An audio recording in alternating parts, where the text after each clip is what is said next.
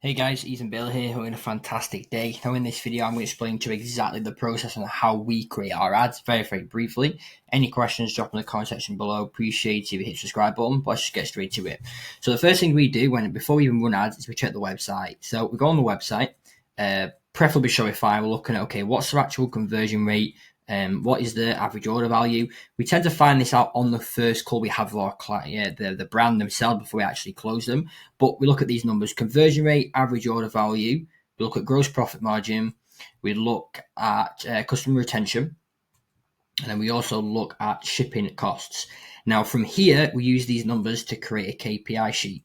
Now, in the KPI sheet, we are working out, okay, what is our target CPA?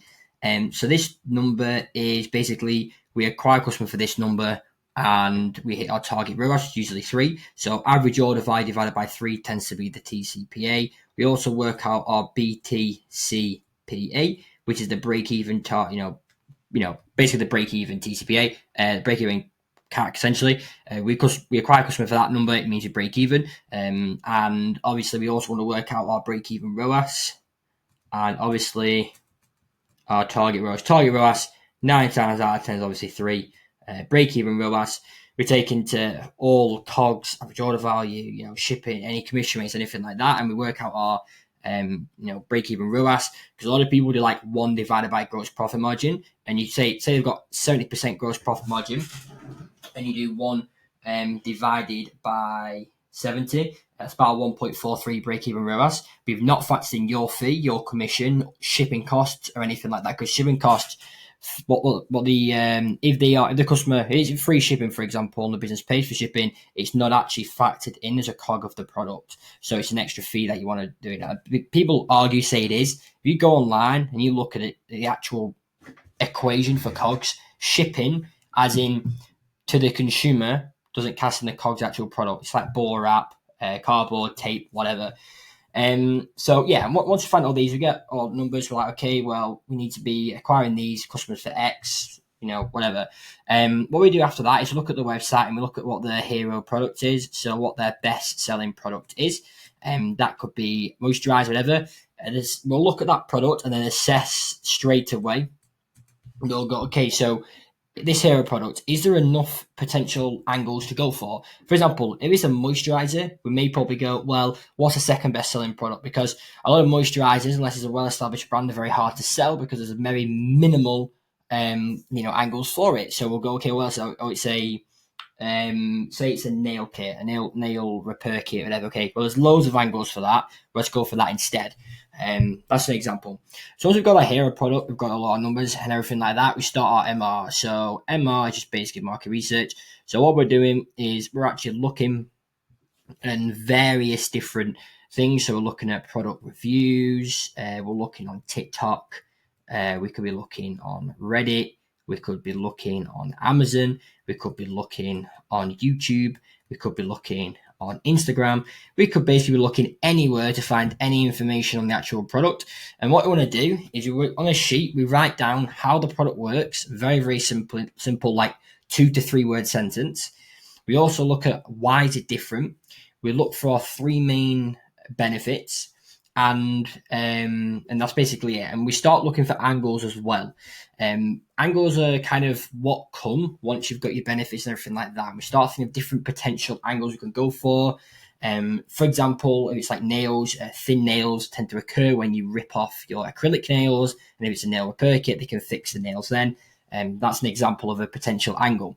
Now, once we've done all this, we've obviously got our angle. Now, obviously, whilst I'm doing all this, the media buys in the background, they're setting up the ad account, they're setting up the pixel, they're setting up the, conversion API, Google Analytics, G4, they're setting up all that in the background whilst I'm doing this, because media buyers just basically operate the ad scale, etc. The actual marketer does all this.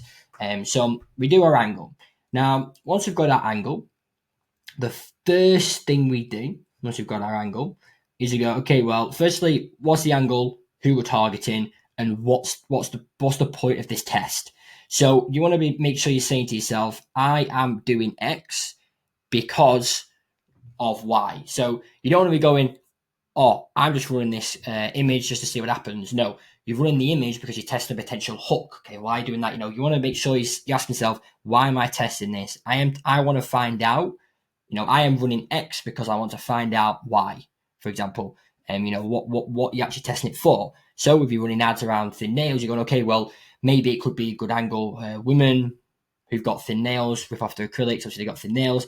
I'm testing that angle because everywhere you look, people are talking about it. Summer's coming up, people are wanting nails done, hot girl summer's coming up, everything like that. So you're going all around that circle, basically. And you like that, so you've got a point to the test. So you need to state the why as well when you've got your angle.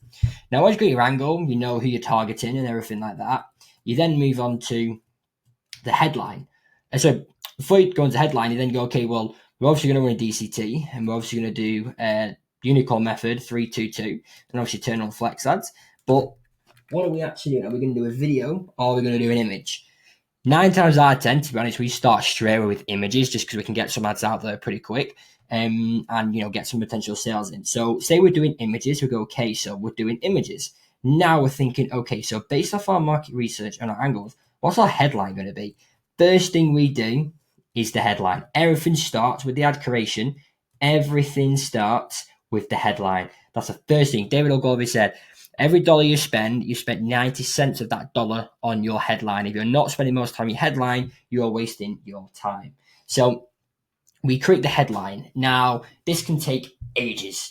This whole process can take like a day, 2 days, 3 days, whatever.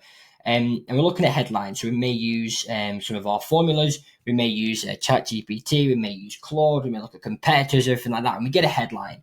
Now, once we've got our headline, we'll tend to have 3, for example, for this. We'll either have 3 different headlines with 3 images, or 1 headline, but just said in 3 different ways. So because we're like, there's not a lot of data in the ad account, I want to kind of get going, we'll tend to just do 3 different headlines and just kind of keep the image pretty similar. And the 3 headlines just basically target different people. So we have our 3 headlines. From the headlines, we then go in, okay, well, let's now create the creative. So the image. Once we go to headline, we go to the creative. Once we've done the creative, we then go to the copy. If it's a complicated product, we very rarely do long form copy now. Most of our copy is like 300 characters or less. So short copy, we've got our headline and everything like that. Once we've got our copy, so by headline I mean like the actual hook, the visual on the actual creative, the text. Once you've got your creative, your copy, we then look at your the actual ad headline, which comes on the underneath the copy section. So you've got your headline, which is essentially a hook. Your headline is essentially a hook here, and then you've got your ad copy headline, which is the bit that goes next to the shop now button, and that's done after the copy. And we write the copy in the headline with the idea of just to get the click and spark curiosity. That's it. We get the people to, with the copy, and the ad copy headline is to basically read the image, look at the image and read it, and then the image gets them to click. And that's basically it. Now, once we've done this, we've got our DCT. We'll get it finalized. We'll make sure the team looks at it, make sure everyone's happy with it, and make any adjustments that are needed, make sure it's on brand, make sure the colors are good, the fonts are good, everything like that, make sure it's not against any policies. After that, it is sent directly to the media buyer, and then the media buyer uploads it directly into the ad account, and then DCT goes live. Now, this process is like when you get the client first. When you have the client and you've obviously got your KPI set up, you can just kind of skip that first step and just go straight down here. Now, every time we do a DCT, we start with market research. Sorry, you could start from here because obviously you're going to stick with one product. Every time we create a DCT, we go back to the drawing board and we're like, okay, what market research can we do here?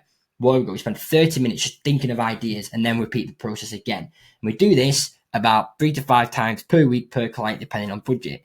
And that allows us to scale our clients and get them very, very good results. So this is a very brief overview. Obviously, it's a lot more detailed than this, but I hope you found this video helpful. If you have any questions, drop in the comment section below. Like I said, I'd really appreciate it if you hit subscribe button. And if you're a skincare brand and you're struggling to grow, you've maybe worked with lots of agencies, you've received poor communication, poor results, you've just burnt a lot of spending, you may just be thinking there's nowhere else to go, you might even be potentially thinking of just giving up, selling the brand, whatever, then look in the description below where it says have Ethan Bailey run my Facebook ads. Click that link there, schedule a very, very quick 10-15 minute chat max with me, and we'll assess if you're a good fit to work with those, because we run ads for skincare brands and we get them phenomenal results. And we also look at back end things as well. So, like I said, if you are a skincare brand and you want to grow your business and just rocket your sales, so you can stress less, make more money, and just kind of have more of the, the perks of being a business owner and just kind of chilling, then look in the description below, grab yourself a time, 10 to 15 minutes max, and we'll assess if you're a good fit to those. And that's everything. Hope you enjoyed the video, and I'll see you in the next one.